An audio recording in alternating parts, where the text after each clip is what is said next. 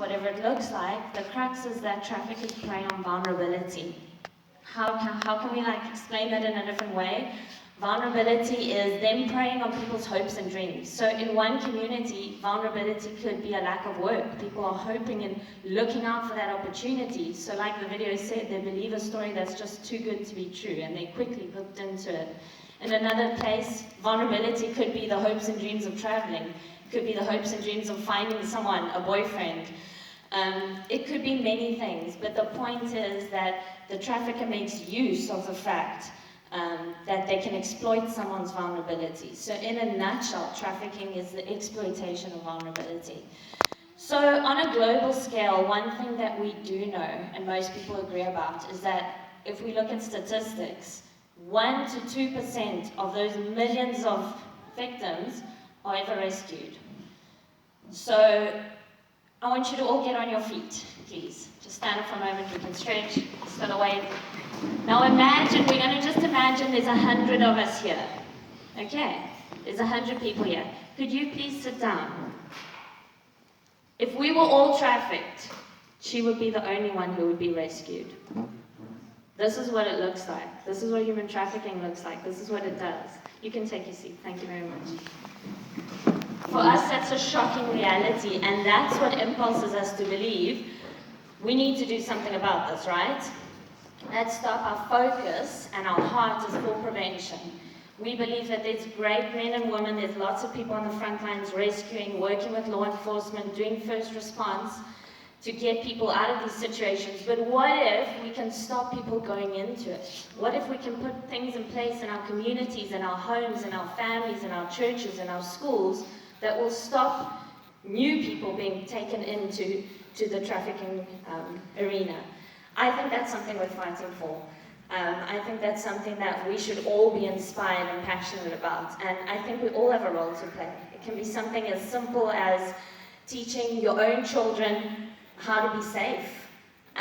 We hear a lot of people speaking about stranger danger, and that's a reality. I think that'll be something that will exist for all times, not to be paranoid. No young person wants to pay heed to simple paranoia. I know when I was a child, I was very rebellious, and my mom would say, be careful, and I'd be like, oh, no, you don't know what you're talking about.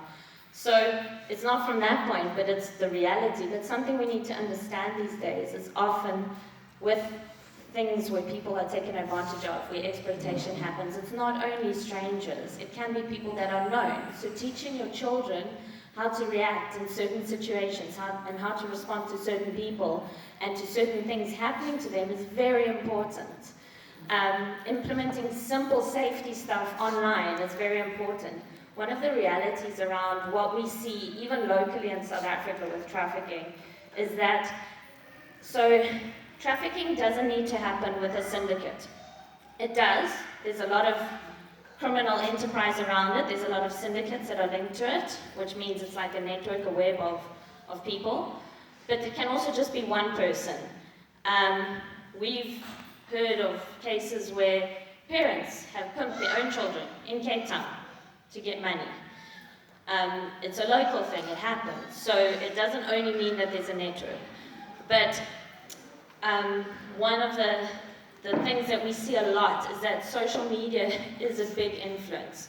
So children especially, I think with adults, because the majority of us weren't born into a digital world, we still have our real life and our digital life. Yes, we have a phone, we have all these things, but there's a separation. For many young people, being born in an age where technology is part of life and social media, you live digitally, you live in that world. And you accept people, you believe things, you're vulnerable to things that wouldn't happen because now these people can be in the bedroom because they're in the phone. Does that make sense? So understanding what we can do to put safety nets in place with digital devices and teaching children about what to do and what not to do. Understanding how simply posting photos of your children online can give away so much information. The school uniform, the name in the background, the street address. I have friends, I hate to say it because I'm always on at them about it, but they'll hashtag their child's full name at the bottom of the picture. You're giving away so much information. We need to know, we need to be equipped, and we need to understand that these things create a grade of vulnerability. Yes, we will always be vulnerable. There will always be these situations, but we do everything we can to prevent it. All right. Yes.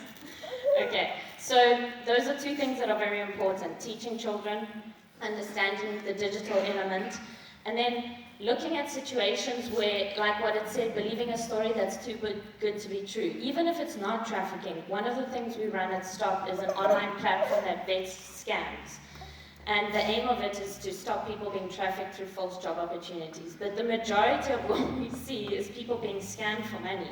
So there's a lot of scams out there. There's a lot of people pretending to do things that's not honorable and that's not what it seems to be. We need to think about things. We need to ask questions. We need to check.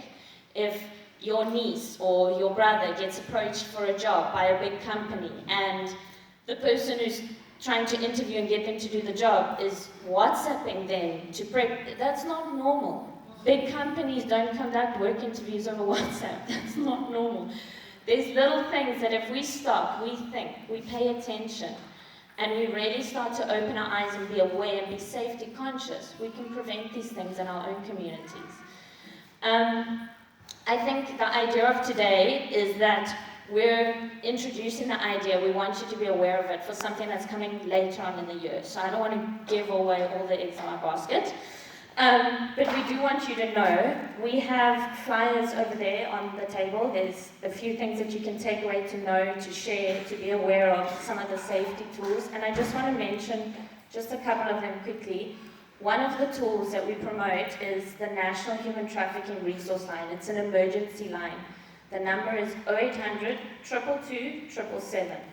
That line functions 24/7, and it's for tip-offs, if someone thinks that they're being trafficked, if you want more information, if you want to get connected to someone who's doing something in your area, anything connected to human trafficking, you can call that number, 0800 222 777. But there's flyers there.